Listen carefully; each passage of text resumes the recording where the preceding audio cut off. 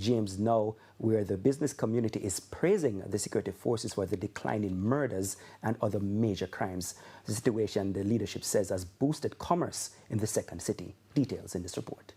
Shoppers spotted in Montego Bay, St. James. A simple exercise, but still not taken for granted. Not so long ago, this was not normal for some people. The city's business leadership said residents lived in fear and some would not even venture into these spaces. There's just a natural vibe within Montego Bay. When crime peaks, we lose that. We replace vibe with fear. We've lived under this fear for, I would say, almost a decade. We saw parties start to decline. We saw normal activity start to decline, just people walking on the road. Even vending on the street started to decline. Now that crime is on the decline, we're seeing the vibe step back up. We're seeing places like Harmony Beach Park flourishing. I just went to the tree lighting over there and it was packed. It was even more packed than last year, which is amazing.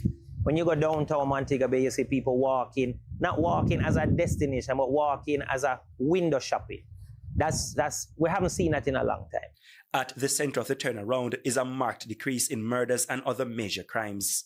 As at December 20, there were 52 murders in St. James, compared to 124 at the same stage in 2024, a near 60% decrease.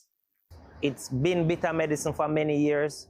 It didn't start a month ago or 2 months ago. It started 5-6 years ago with the SOE. And now that we're on this side of it, we now knew why that medicine was important to take at the time. We're now enjoying a city that is low in crime. Murders are down now. People not fearful. I see people coming out and staying later, coming out in groups. People are seeing that going out on the road is not a life and death situation anymore. And we applaud the JSA for that and the government. SSP Aaron Samuels has led the team behind a lot of the success. He says law enforcement will maintain the pressure on criminals. Particular focus will also be on those armed men who plan to engage in gun salutes. We're not hiding it. We'll be targeting these persons who seek to commit those offenses. We just want to remind them that it's 15 years for a gun offense. So if they want to tackle that, and we will defend ourselves if necessary if those guns are pointed at us. So we have over the last 2 years minimized that based on our stance. We are very clear in our stance on that we don't support that.